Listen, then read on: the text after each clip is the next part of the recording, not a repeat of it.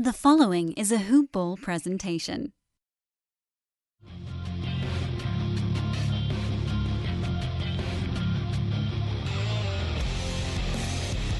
Welcome to the Fantasy NBA Today podcast.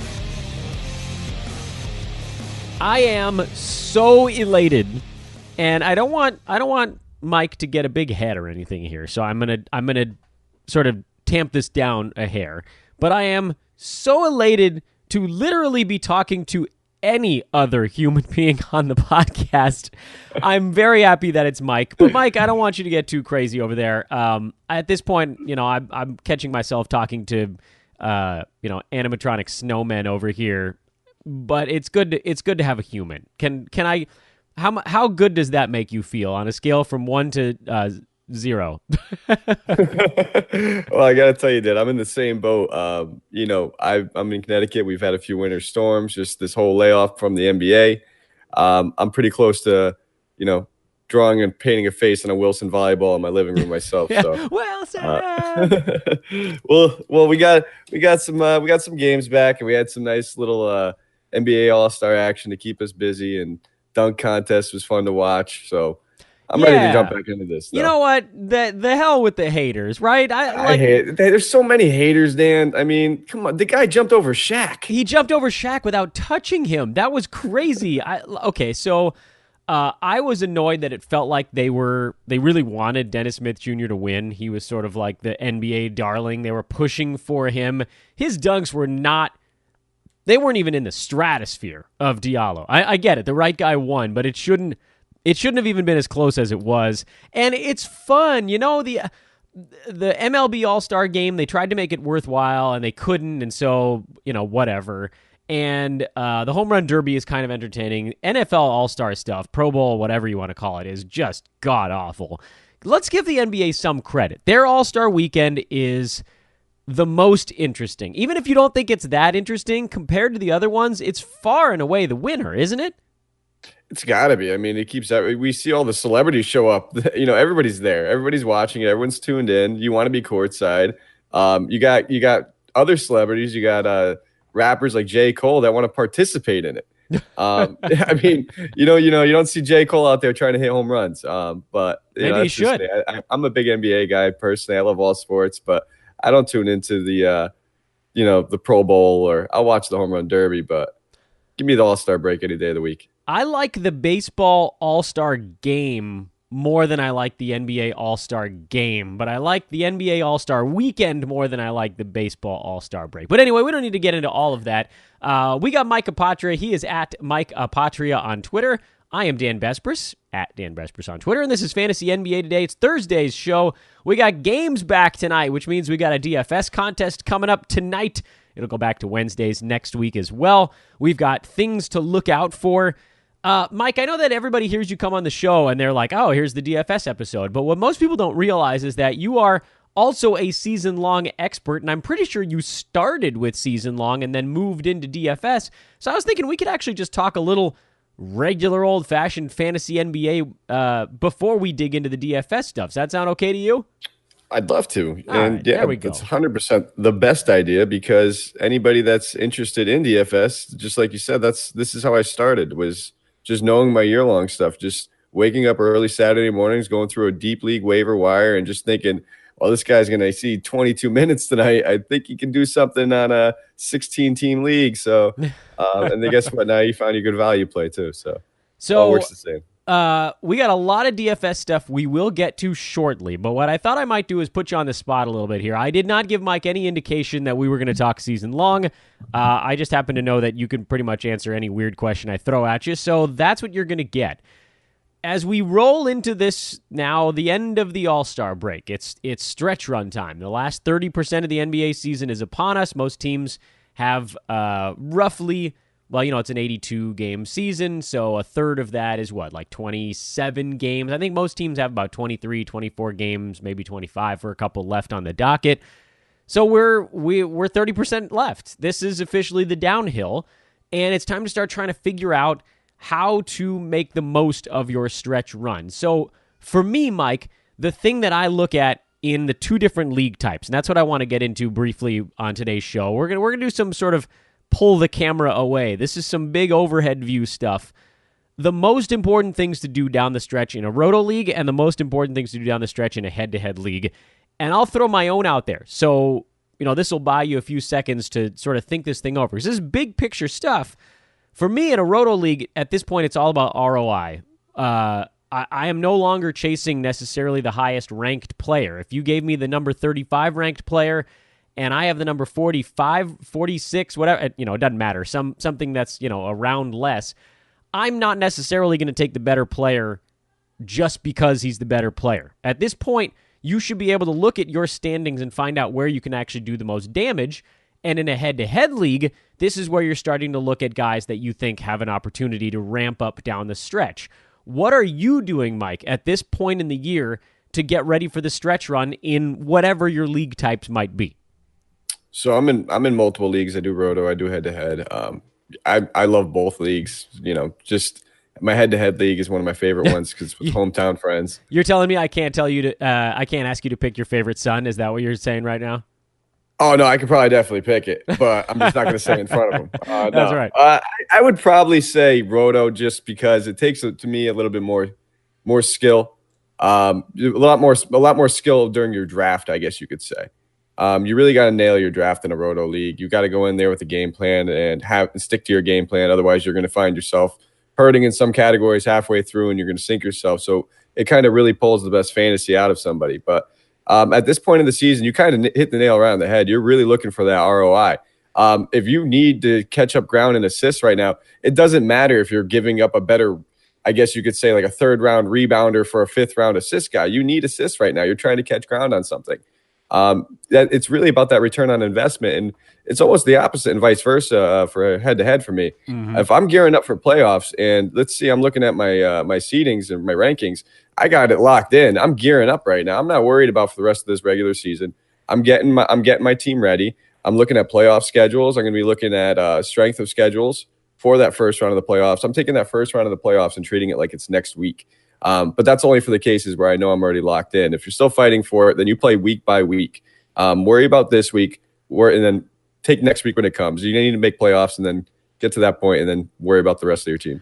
So here's my suggestion on the roto side. And everybody on the podcast has heard me say this 1,000 times, and maybe I don't explain myself quite clearly enough, and that is focus on averages. And they say, well, what do you mean by that? Well, let's use Yahoo, for example, because that's the interface that I'm most familiar with. If you go to your standings in a roto league, your standings will tell you totals for everything that's going on. The total, and because that's how you're ranked at a certain point. You're ranked on, if you have 1,050 3-pointers made right now, and there's another team in the league that has 1,150, you're obviously going to be behind them in your roto standings, even if, say, they might have an extra 45 games played, or whatever the number turns out to be, 65 games played. I don't care what you pick in that point. The key for me, Mike, is at this point in the year, I have an Excel spreadsheet where I'm plugging all this stuff in. I want to know how my team is doing on a per-game basis. So basically, it puts everybody on an even playing field. And now I know, okay, and I'll use some actual numbers from a league that I'm in. I've used up 632 of my 900 games played in one 90 games cap roto league with 10 starting slots. And I have 2,133 assists. And that's fine and all. 2,133 actually puts me in like 6th place in this one. That doesn't sound that great.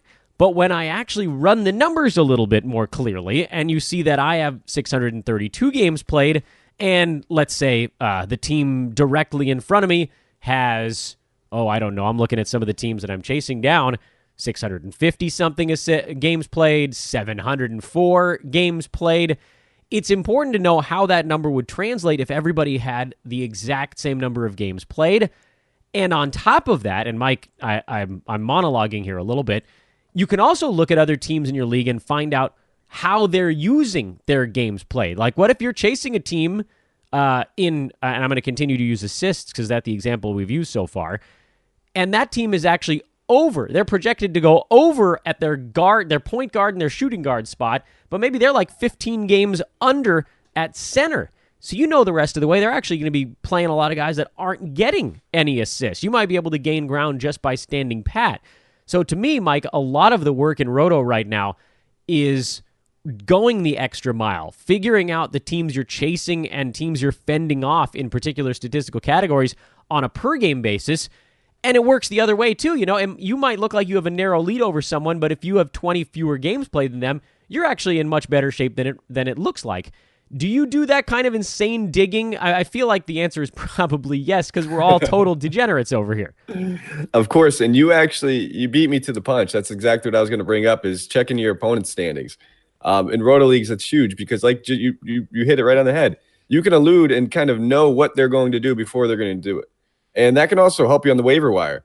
If you know they're chasing rebounds right now, they need to pick up a big man.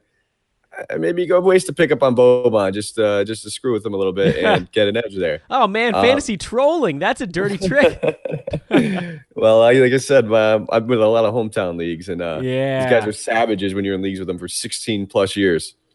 Wow. Yeah, that's mean. Hold on, what am I now? I'm about 28, so probably since we're about 10 years old, we've been doing all of our leagues together.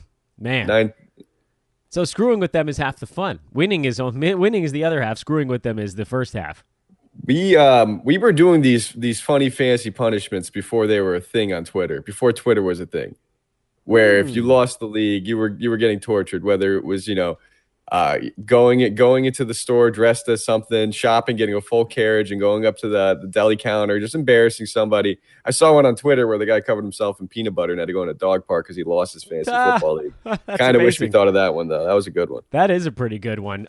So how do you then, one of my moves at least was actually continuing to lag back a little bit in games played. This is the time of year for me, Mike, where I like to try to now gain in that department. I think I've at this point in the season, it's not a great idea to lag too far behind anymore because you want to make sure that you actually hit your game's cap. That might be the first lesson that we jumped over and shouldn't have. Something that simple that often gets overlooked. I was in a league last year where I had no business winning second place, and I absolutely got second place because the third and fourth place teams ended with something like 8 games unused. That's the only reason I won. I used all 900 games, and the team behind me used like 892.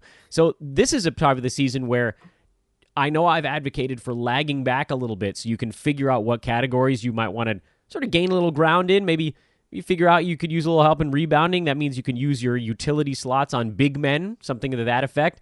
This is when you now start to make that push, I think, to make up games played with about 30% of the year to go, because otherwise you might finish the year not using 5 to 10 games, and that could cost you 2 or 3 roto points. Absolutely, and we also need to take into account that it's a good time to use these games with a lot of players coming back from injury that we had stashed on IR. We have a lot of bodies going in and out of lineups, so we get a better idea of where we can kind of hit the streaming value on the head for when we need those quick assists or we need the quick rebounds. Not all leagues are weekly leagues. Some are daily leagues. And I'm in a few daily leagues where every day in the waiver wire, we're allowed 7 pickups a week. That's a lot of pickups. If you don't use 7 pickups a week in a daily league, you're just kind of shooting yourself in the foot. That's 7 spots potentially that you can get over an opponent if they're not using theirs. So I'm always streaming on the waiver wire. And at this point of the year is where you could find the best value to do so. What about head-to-head? How do you figure out who's going to be that guy that can help leapfrog you in your head-to-head playoffs? Because generally, with all the really interesting guys that have popped up here post-trade deadline, I feel like maybe those are the guys you hang on to, or do you look at other interesting dudes that are kind of hanging out in the wings right now? How far ahead do you look at this point in the year? So first of all, if I'm not into playoffs yet, I'm going to check out my schedule, see who I'm facing over the next few weeks, see how I match up against them. So I know generally when I'm going to use these pickups, because what I try to do is if I know I'm winning a matchup towards the end of the week, I'll use whatever pickups I have left in that week for the next week. So it's almost like getting a few extra pickups. So if I already know I have this week locked in and it's Saturday night, I'll use 1 or 2 pickups for the following week that I know a guy's going to be playing on Monday and Tuesday. Then I can just drop them, whatever it is. It allows me to get a couple extra moves in there. So that's something I'll definitely try to take advantage of. Otherwise, it's kind of just, like I said, knowing the opponents that are in your league and the ones you're playing. It's a head-to-head league, you're only playing that one person that week. That's the person you're trying to beat. So always plan ahead when it's that late Saturday, late Sunday. I know your matchup's not quite done, but it doesn't hurt just to take a look at your next opponent, see what you're going to be gearing up to. And like I always said, if you know the guys in your league, if you're like me, if you've been in leagues with these guys for years, I almost know who these guys are going to reach for and before they even can pick them up. And it sounds crazy, but like we were just laughing about, you spite pick somebody up and it can really do some damage to their team. And if you're facing that person, it could definitely, like Boban this week, find someone that needs rebounds and just grab Boban and they're going to be pissed. Yeah, I love the idea you mentioned early in that about utilizing your moves for the following week. I'm in a lot of leagues. Well, okay, a lot of leagues. I'm not in, compared to a lot of the folks out there, I'm not in that many. I have a couple of head-to-head leagues. I have a handful of roto leagues. You roll it all together, then it's a fair amount. It's enough to keep my brain occupied. Both of my important head-to-head leagues, the ones where I have enough money on it where I'm concerned with it on a daily basis, have a 4 and a 3 weekly move limit. So very limited. It, by the way, is why I think, again, maybe sometimes we get too complicated too fast. I think maybe the most important thing you can do in your head-to-head league at this point in the year is, particularly if you're, in second, third, fourth, or fifth place, is try to get into a position to get a bye week. That is, to me, so insanely important. I cannot overstress what a huge difference it makes to not have to play one round of the playoffs. For one, it's just an opportunity to not get knocked out. You're at that point, then you're basically one playoff win away from getting into the finals, and that probably is going to get you money even if you lose the finals. And two, Mike, what you were talking about, I want to tie this loop back together. If you get a bye in the first round of the playoffs, you can use all of your moves that week on Saturday and Sunday to set yourself up to have like all 10 or 12 guys, whatever number of starting slots you have, going on Monday of the next week. You can get out to this rip-roaring start and put a ton of pressure on your opponent because now suddenly you're basically working with effectively 6 or 8 moves in a week to stream where your opposition has half of that number. That's such a critical jump to get. But I guess the question, Mike, is how aggressive should a person be trying to get that bye week? Maybe I'm crazy to say, I think at this point of the year, you stream your last 2 slots regardless of how important those players are to your team. I think you just have to be cutthroat about it. I'm definitely game for that. At least the last spot. I always say that to start the year. Like I said, if you're in a daily moves league, you need to have an end of the bench guy you can cut bait with at any time just to make a quick pickup. Because if it's a daily moves league, and even if it's a weekly moves league, if you're not using these pickups, pickups aren't necessarily just to, take a shot on a guy in the future. It's to get value on him any given night. Getting a big game out of a 30-minute game out of a backup on a Monday, and then getting 18 minutes out of them, 3 more games out of the week, that's still 4 games of solid minutes. That's valuable. And especially in playoffs when we're coming up and we're talking about head-to-head leagues where you're just facing that one person. When it comes down to it, and if you're fighting for that, like you said, that bye week, you're going to wish you had it. Going into it, I always had stacked teams, but things happen. It's sports. Players have bad weeks. Anthony Davis decides he wants to play and he doesn't want to play. The Pelicans organization decides the same. Things happen in these sports where we can't always predict them, where it's just good to have that safety net of a bye week. I'm with you. Go nuts, man. I don't care who the guy is. Everybody will be like, well, what if my last guy is so-and-so? I don't care. Cut him. Cut him at this point. That slot, whatever guy you're about to tell me, and maybe this is excluding insanely deep leagues. You sort of need various guys at that point. Maybe not. Maybe you can just apply it to everything. To me, if you have 4 moves to use, you should be able to turn your last 2 slots from, a pair of 3-game weeks or a pair of 4-game weeks into probably a pair of 6-game weeks. You should be able to use those moves so effectively that you get an extra, I would say, 1 to 2 games per move you make. That's the optimal way. You're going to have a lot of trouble losing if you can maximize your games like that. If your opponent has 52 games played over the course of a week, and you have 60, even if your guys are not quite as good, if they're even close to the same ballpark of value, you're going to win that week. That's just how it works. All right, let's talk some DFS, Mike, and then I want to loop back around to some second-half predictions from you. This is going to be like a sandwich episode today. You put out a massive DFS written piece on Hoopball that I was like, I'm going to read this before I talk to Mike, and then I opened it and I was like, I'm not going to be able to get through this before I talk to Mike. I didn't give myself nearly enough time. So instead of me reading it aloud on air, this is like DFS, an early look Put at up a sleep. Thursday, as read by Dan Besbris on the Hoopball Fantasy NBA. that. It was the best of times. It was the worst of times. Tell me a little bit about what we got going on DFS on Thursday. Tell me about the contest, and then tell me about some of the guys you like in your lineup. All right, so we have our regular contest. Obviously, this week it's going to be on Thursday. 125 spots, top 20 spots pay out, $3 buy-in. First place gets a nice Hoopball t-shirt. Second place gets a Hawaiian Island Kona coffee pack. And shout-outs, of course. We're always shouting out the winners on Twitter. Also, we have to get them to come retrieve their prizes. Sometimes they don't always come to retrieve their prizes. We got it this time, by the way. Both prizes claimed from last week. So we're good on that one. About time. I mean, I'm sitting here struggling to get one of those T-shirts or coffee packs, and people are just winning them, not even accepting them. We've rigged the game, by the way, so that you have to keep buying your Hawaiian Isles Kona coffee. You can't win second place. It'll just punt you out. Mike's not allowed. I figured as much. Yeah. But we have a fun 6 games to look at, and it's a lot to take in. And like I said at the beginning of the year, the best time, in my opinion, to win money in DFS is the first week of the season, the last week of the season, and the first week after All-Star break, because we start to see lineups switch, guys in new spots, healthy guys return, and their prices generally aren't reflected upon it for the first game or so, sometimes even 2 or 3. And this slate was even crazier because these prices were kind of revealed about 4 days ago. So I've had plenty of time just to dive right in, do plenty of research, kind of nitpick all the guys I want. I spent about several hours between last night and this morning researching and writing it. I think altogether it was a little over 3,000 words. So it was a long one. And then, there's nothing like a gut punch to the chest where you send it into your editor to review, and maybe about 30 seconds after Joel Embiid gets ruled out. So that's going to have to get worked on tomorrow. So, this morning. Yeah. Where this is, by the way, the fourth wall thing again here. We are recording this late on Wednesday night. So when Mike says tomorrow, he means Thursday morning. So I assume that was Panda. He was like, Mike, Joel's out. Take this back.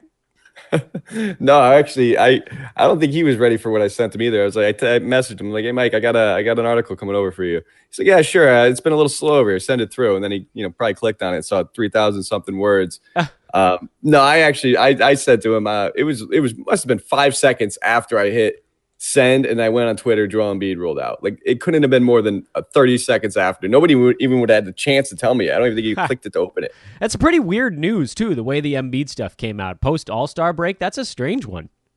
Yeah, that's definitely strange because, he played in the All-Star game. You have to think how, the way the Sixers have handled him with kid gloves throughout his career, that they would let him play in an All-Star game if they had any speculation on this knee injury, keeping him out the following week. Yeah, so very weird. I mean, we can put on our tinfoil hats, like you say, and we could start working the town on this. But it sounds like something happened over the All-Star break. It sure does. It sounds like either he decided he wanted to take a Greyhound bus back home that didn't have enough knee room, or maybe he had a little bit too much fun over All-Star weekend. But hopefully everything is okay for Joel. It sounds like they're not expressing a ton of concern, but you hate to hear knee soreness. That's a terrifying word when there's no real explanation attached to it. For now, we'll just operate on the assumption that he'll be back pretty soon.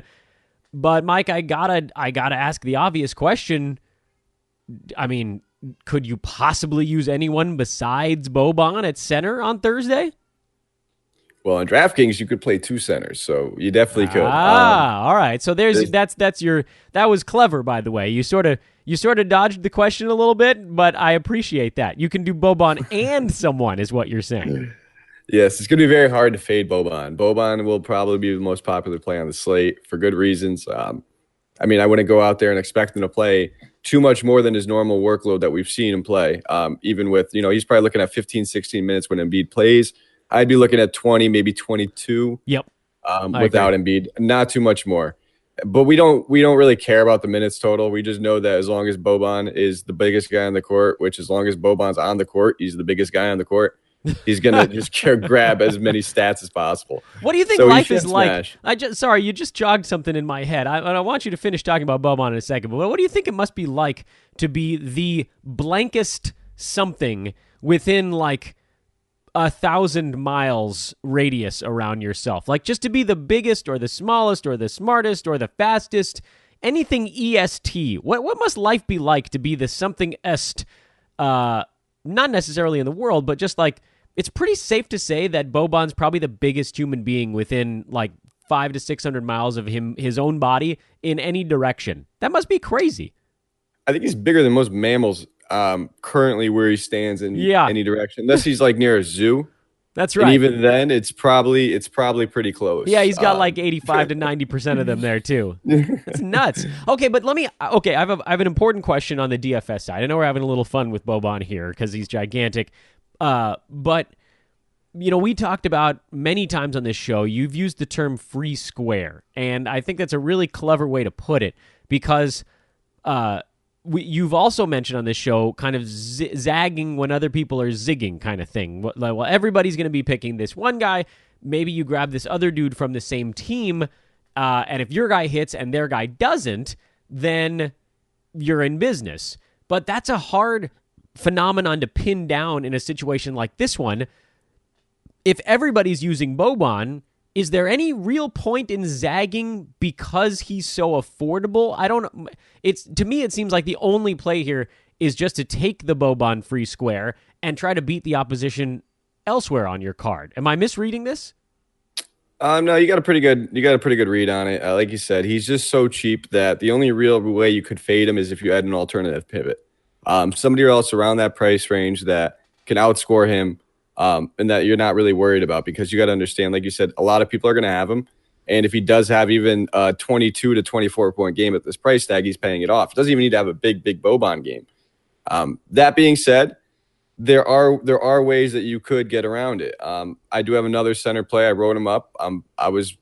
He was my sneaky play of the night before this Boban news. And honestly, he probably just got a little bit sneakier because I can't imagine anybody going towards him. That's Ed Davis.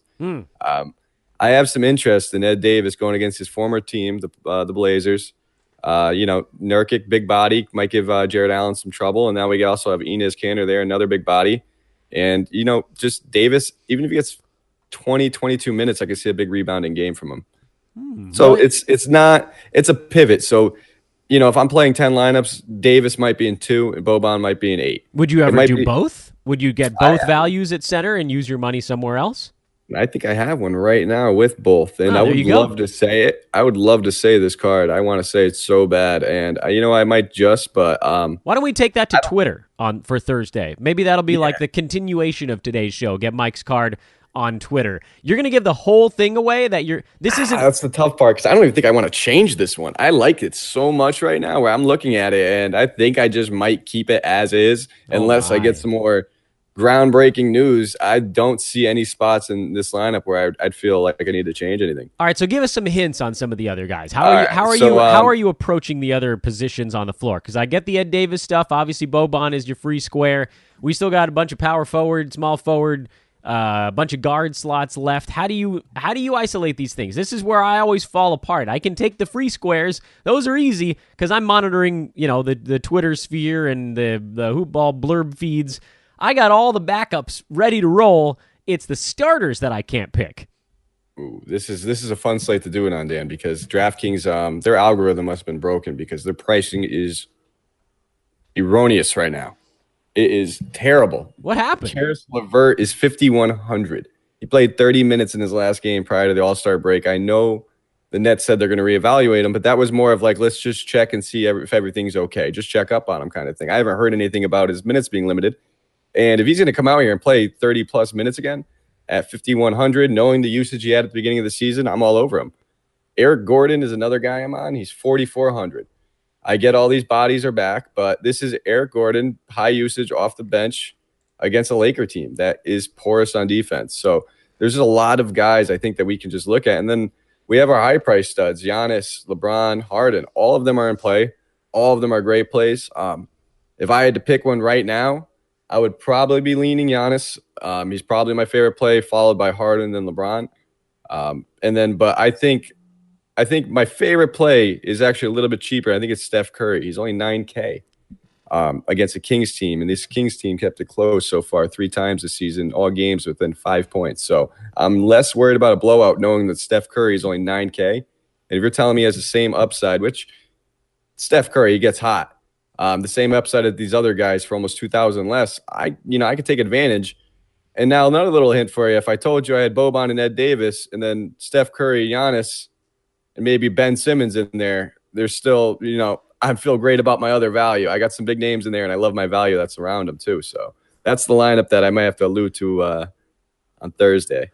Would you ever go, and we talked about this with the Spurs team a couple weeks ago when half of their lineup was out, would you just play the entire 76ers and hope that they have a really high-scoring game, or is that actually even too risky even for a tournament lineup? I feel okay with two of them. Okay. You can mix and match. I mean, Boban's pretty much everyone's going to go with, so it's like which one would you rather go with other than Boban? So you have to look at where the usage is going to go without Embiid. You know that Boban being off, Boban taking Embiid's spot, he's not going to be taking as many shots as Embiid. He's not going to have the ball in his hands half as many times as Embiid. So where's that ball going to be? It's going to be in the hands of probably Ben Simmons and Jimmy Butler. Butler being the more, I guess you could say, scorer, is the guy that I'd be looking at taking more shot attempts than Ben Simmons. Ben Simmons is going to have a higher usage, but he's going to mainly fuel his stats off of the assists, the rebounds, the steals, the counting stats that he does regardless of his usage and regardless of who's on the floor. Right. But his price has dipped. He's only 7,900, and so have his stats since the arrival of Tobias Harris. So Tobias, they're all great in their own merits. They're all fair price. Butler's 72, underpriced. You have Ben Simmons is 79, and I think even Redick is underpriced. Everybody on this team is underpriced. You could do three depending on it, but I'm feeling the most comfortable with two just because we have so many other games that I think are worth targeting that when you overload on this one, yes, they can all hit value, but that doesn't mean the guys in the later game aren't going to score more. That's kind of the way I approach that. What about, and this is like the ultimate roll of the dice play, what about Kevin Love? We've heard that his restrictions are basically coming off after the All-Star break. If he plays 25 to 30 minutes in this game, he could actually get 40-plus fantasy points, and he's 6,900. So, if you roll that 5X rule, you're looking at, what is that, about 34? Is he a guy that you'd take a shot on? I mean, you got to find ways to separate yourself. That's what you keep telling me. So I'm looking for all the spots where I could just get a little bit crazy. How crazy is too crazy? Is that it? That might just be a little bit too crazy for me, to be honest. I just want to see it first with Love. I want to make sure he's playing those minutes, and I can't imagine that like this game against the Suns is the one that we're going to unleash him for after the injury. He had plenty of time rest. I do expect a minutes boost, even if it's 25 or 30. We still need him to perform well if he's only playing 25 minutes. It's not just Kevin Love getting 35 minutes against a terrible Suns team. I would probably just wait and see on that, but I mean, there's plenty of other ways that you can kind of gain an edge on the tournament. And like I said, sometimes it's not always about just guessing or shooting at that, from the hip at that random cheap guy, but just avoiding somebody else that everybody else is going to be on and hope that they bust. It's really a hoping game when you fade somebody because there's a reason why everybody's on them. I mean, you can have all the statistics that you have and that you want, but it's really a fade, a gut-based guess when you're saying I'm fading somebody that has 40 to 50% ownership. Because if you're fading Boban, it's not because you're a genius. It's just because maybe Boban had a bad game. All right. He's in a good line right now. He's gonna get at least 16 to 20 minutes at 3,400, and I can't imagine him getting less than 20 DraftKings points. What about Clint Capella? There's another guy coming back from injury. That's a different story. Okay, so we think he's going to see the right number of minutes because when he does, he's a nice, solid, safe play at center. Who I don't know. I mean, there every once in a while he went huge. Could he potentially go huge in his first game back? His price is not as low as I would have thought, given how much time he's missed. So I wrote Capella up too, and he's another guy I'm keeping my eye on. I want to kind of see if we get the news he's going to play without a minute restriction, but. Capella, he didn't have a lower body injury, so it's not like his conditioning is really going to be affected from the layoff. And that's the thing you generally have to worry about a lot of players when they miss a lot of time and coming back. It's getting that conditioning back and getting back into game shape. Well, Capella was running all the whole time he was injured. I believe he had, a torn ligament in his thumb, right? Yes, another stinking thumb injury. Yeah, another stinking thumb injury. So as long as we'll probably have a good understanding of how bad it really hurts. After I would say pregame shoot around, we'll see if there's how badly it's taped up. Sometimes it's got a big thing on it. If it's free flowing, I wouldn't see why he wouldn't play close to full minutes. But Fareed is there, and they're going to probably, temper him back a little bit to start. I would say about 28 minutes is what I would expect, 26 to 28 from Capella, but he can still have big numbers in those minutes against the Lakers. So then the opposite side of that one, Kenneth Faried, he's basically a non-factor now. You're dumping him from any, and this is full season or DFS. I've moved on from him. I just wanted to get your feel on if there's anything left in that tank. No, I'm not going to sit there and try to juice the orange anymore on him. And in DFS, he's too much as well. I had him in a lot of my season-long leagues. As soon as I actually saw the Rockets were planning on signing him, I just thought it was a good fit, and he'd get a bunch of garbage rebounds, and he did. It was nice while it lasted, but we're going to have to throw him away again and find the next little shiny new toy when it pops up. And I have a feeling there could be somebody coming around the corner. All right, fair enough. All right, segueing back now into some of the season-long stuff, things that you're looking for here post All-Star break. Some of the big-name guys that have popped up. We've had a Dario Saric surfacing in Minnesota, Jahlil Okafor with the Anthony Davis situation. There's a lot of positivity around Jonas Valanciunas right now. Any other names that are jumping out at you, or I mean, even including those guys? Who are some of the dudes that you're watching for here post All-Star break that you're feeling confident about headed down the stretch? This is sort of like the post-break Apotria hot list. Well, we have one of our guys that we were both, talking about, I think, several times this year coming back, and a report came out, Tristan Thompson. Has been practicing and should be returning fairly soon. He's one guy that is probably available on a lot of waiver wires because he was just on the cuffs of being owned with all those other guys, and he's still going to have some value even with Kevin Love returning. We have to remember that as well as Larry Nance has played, this organization for some reason hates him. I don't understand why. At the beginning of the season, they would not play him minutes. It basically took every injury in the book for them to force him to play 30 minutes. So he's definitely somebody I'm keeping an eye on. Like a lot of those guys that we're talking about returning from trade and injury, Goran Dragic, Nikola Mirotic, those are valuable guys that people have stashed that now we're going to get back. And then, I mean, there's going to be just like I would say our regular old free agent pickups that I'm scouting out week by week. It's kind of I guess like I'm waiting to see a couple bounce backs. I guess in the second half is more or less what I'm looking for. I want to say like Chris Middleton come back. He's one guy I was fairly high on throughout the year. We're going to need some more from Tobias Harris with this trade. He was somebody that was anchoring a lot of my teams down. And now I know following this trade, I'm expecting a little bit less from him. So it's kind of adjusting to, I guess, what your expectations for your own team is going to be going forward. I'm expecting a little less from Harris. I'm expecting a little bit more from Middleton, a little less from these other Miami Heat guys. I think Josh Richardson is kind of, down the creek at this point with his value. He was a guy I was very high on. I love him. I'm not saying drop him. He's obviously ownable in every single league, but this was a dude I was so high on coming into the year, and he just didn't quite take advantage of the Goran Dragic injury like I thought he was.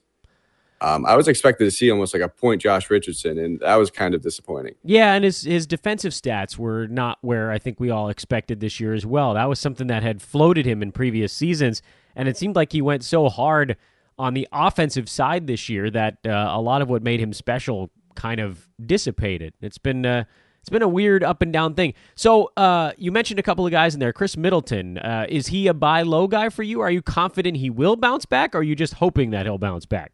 I think he will. Yeah, I think the form that he was playing with before just didn't look like Chris Middleton. Even in the beginning of the year, it seemed like there was some sort of turmoil. I believe there was a report where Giannis had to kind of say this is my guy.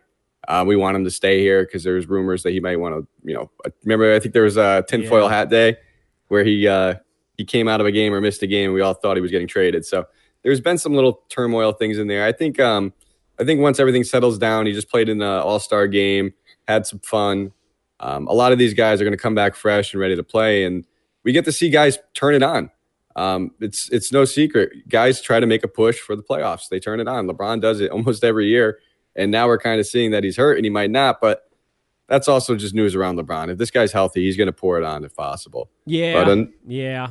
What about the Anthony Davis stuff? I'd be remiss if I didn't ask you what you actually think is going to happen here. I've gone on record as saying I think he now understands that as a distraction, he loses his leverage.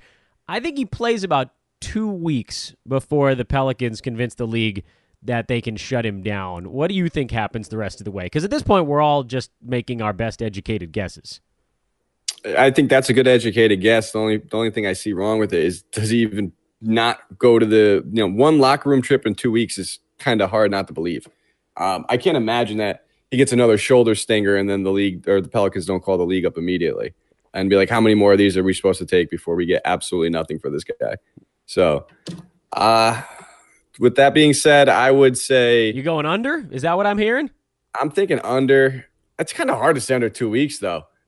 2 weeks is a good call. I'm going to say going to say 12 days. All right, you like the Vegas line? You think it slips underneath? I think we both agree he's probably not making it the rest of the way.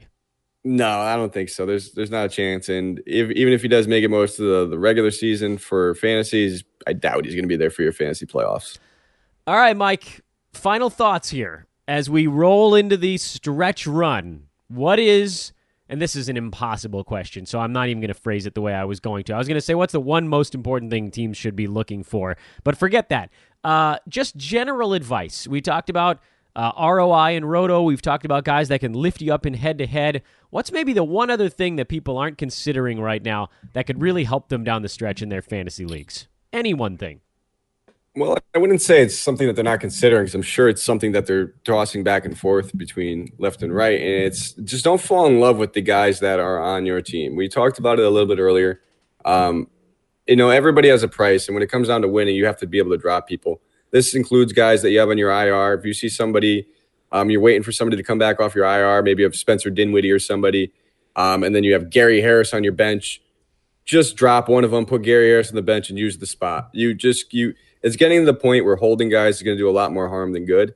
And I've had teams of my own fail in the past because I've done so. I thought it would be great just to have both Dinwiddie and Gary Harris come time of playoffs. I'll be great. I'll make playoffs, no problem. And then you lose by one game or whatever it is, and you don't make it, and you still have Spencer Dinwiddie and Gary Harris on your bench in a redraft league. Yeah, I'm with you on that one. I've been in a spot where anybody that saw what I did would have called me an idiot and a mad scientist, and it almost worked. I mean, I had a team that had no business advancing in the playoffs, and I basically looked at my club and I basically said, here are my bottom 6 guys. Which of these dudes has games early, middle, and late in the week? And I made all of my drops exclusively based on when my guys were playing. I mean, I ended up dropping Lou Williams in one league, and he was putting up like a top 70 season, but he had a game on, I think, Tuesday and Sunday, and I was like, all right, well, you know what? I just can't have even a good player that's not playing Wednesday, Thursday, Friday, and Saturday. It makes no sense. I could have almost anyone. I could make 2 moves in there and get 2 back-to-backs and maximize my week. I could use 2 moves and get an extra 4 games, or at least an extra 3 games that week, and so I did it, and I came very close to winning instead of getting blown out. So the end of that story is a bit anticlimactic, but Mike is right. Don't get attached to your guys, even your mid-tier dudes. You need to make it, and you need to advance. Nothing else is important. Get to whatever level it requires in your league to get money. If that's make the finals in a head-to-head, make the finals, and then freaking that's the sum of it right there. Yeah, that's you gotta win. Said. Everybody's too worried about getting first place. You got to get money before you can get first place. Really, really take a scalpel to your team. Can you actually win your league? Is there a way? Illusion in. Yeah. And the answer to in my situation a couple years ago was no. I don't think I could. I had a shot at second place, but not at first. So be realistic. That's my rant at the end of this show as well. The mighty, the magical, the marvelous Mike Apotria. A pleasure as always, my good man. And as I said earlier in the show, we'll take this into the Twitter sphere. We'll follow up the program. Michael, of course, will be taking questions all day long on Twitter about DFS cards. We'll be bugging him to put out some of your plays. You going to give us a couple of those guys in your official final card on this Thursday? Ooh, I'm sorry. You cut out for just I would say a good 5 or I want to say. Oh man, it was minutes. Yeah, I saw it. You sent Mike actually sent me a text message while I was on my rant saying that I think I lost you, and you came back right at the very end. So basically, what I said was we're taking it to Twitter. I'm going to leave this in the podcast because the timing was actually so funny. I don't want to take it out. Are you going to be giving out a couple of those actual guys in your card on Twitter later on today? Oh, of course. Of course. I mean, even if you just peep the article, a lot of those guys that are in the article, I always tell you with the pen and paper, I narrow it down to a player pool. Those are a lot of the guys that are in my player pool. There's an exception to a few guys, but it's not because I'm hiding plays. It's just because I don't recommend them doesn't mean I'm not going to play them. Doesn't mean that they're not good plays. There's just other guys I'm higher on, I guess you could say. I will also, anytime somebody comes at me on Twitter and says, you like this guy, I'll be honest with you. I'm very transparent. I'll say no, but he can have a great game. And if he does, I'm going to lose money. I won't tell anybody to play somebody to play that I'm not playing myself. By the way, shout out to one of our loyal followers. I think his name is Mike Pennell or Pennell. I might be mispronouncing that. He's tweeting out his list of scratch paper just like you got every week, Mike. I love it. Mike's a good guy. He's always sending them over. What was he at I think he said he was at a car dealership or getting his tires on or something last week. Or he's always in the middle of a vortex. That's what it was. A vortex during winter, he said. And that's a trooper, man. I mean, I'm sitting here thinking putting in the long hours and everything, but I'm not sitting in a winter vortex in the middle of a car dealership or wherever it is making lineups. That guy's a nut. Those are our favorites. The nuts are our favorites. Join the DFS contest, everybody. That's coming up tonight. Fit fine here. You said it, man. $375 up for grabs in today's contest. Top 20 payout. First place gets a hoop ball t-shirt. Second place gets a goodie bag.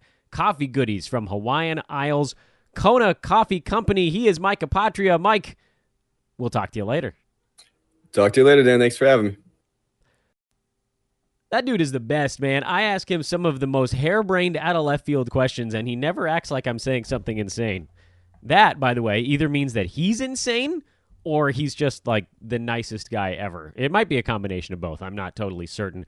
Wanted to also mention that the coupon for the February premium has expired. We will likely have another one for you when March rolls around, so stay tuned for that on the in-season premium package. We've got our nightly shows. Those resume tonight as well for the premium subscribers Thursday night. And the box score breakdown comes back this evening with games coming back. The great Neil Rochlani and Adrian Benjamins will be getting you guys hooked up with that bad boy. No sense stretching this thing any longer than it needs to be. The DFS contest, that's where we want to see you. Again, $3 is the entry. You can have as many as 3 unique lineups for opportunities to win. I don't honestly know what turnout's going to look like this week. I think it's going to be okay. I don't think it's going to set a new record. I also don't think it's going to be a record low. But what I can say is that if it's even at all on the lower side, if it's anything less than completely maxed out, it's a good time to join. And I've said this before, just from a mathematical standpoint, there's $375 for grabs for the top 20 placers at the end of this, regardless of how many people are actually in the contest. So it would behoove you to join. Simple as that. It would behoove you to join because the odds are actually better than they normally would. I'm trying to think of the right way to explain this. So I don't know if any of you guys are dice rollers out there, play a little craps when you head to Vegas. The best bet in all of Las Vegas is taking odds on a pass line bet because it's completely fair. It pays exactly the odds of that number coming up in that moment. That is very rare when there's a bet where the house doesn't have a take. And that's the case in this contest when it's maxed out, meaning 125 people, $375. The $3 buy-in goes into the pot. It's a perfectly fair pot. When the 125 people are not in the contest, it stays at $375. So you're actually an opportunity to win more money that's being put into the contest. It's what's basically a sponsored contest. The good folks over at DraftKings would cover any difference as we work to fill up the room. It's the perfect time to join. You have the best possible odds to win and more money on the line than there should be. You're being paid to get into the contest. So join. Have some fun with us. Maybe you win this thing. Put $19 in your pocket, roughly. I'm rounding up. And then come play 6 more times, because that's what you should do with $18 or $19. Or play 2 times and do 3 lineups apiece. You get it. You guys know how to multiply 3 by anything between 1 and 6, I would assume. For Mike Apotria, I'm Dan Besbris. This is Fantasy NBA Today. Tomorrow, we'll wrap things up. A live show. Brew and I, we haven't gone live in a couple of weeks now. It'll be good to talk to the big dog, sum up some of the stuff from All-Star Week, look down the stretch a little bit, take a kind of the future look as we did with Mike today. We'll also take questions, and I'm sure many of you have them. That, again, will be Friday, probably around 10 a.m. Pacific time on YouTube. So make sure to follow everybody on Twitter, and you'll get all the updates on that as well. at Mike Apotria on Twitter, at Dan Besbris, at Hoopball Fantasy. And if you like what we do over here, please do drop a rating or a review on the podcast. We've been marooned at 180 reviews for a long time now, so I'm going to have to go ahead and set the 200 goal. I want to try to get up to 200 before the end of this season. We got 2 months to do it. 10 a month. That's our goal right now. Find a friend, steal their phone, rate and review the podcast. I'll love you forever. I am Dan Besbris. Enjoy your Thursday. Enjoy the return of basketball. Thank heavens it's Thursday. So long, everybody.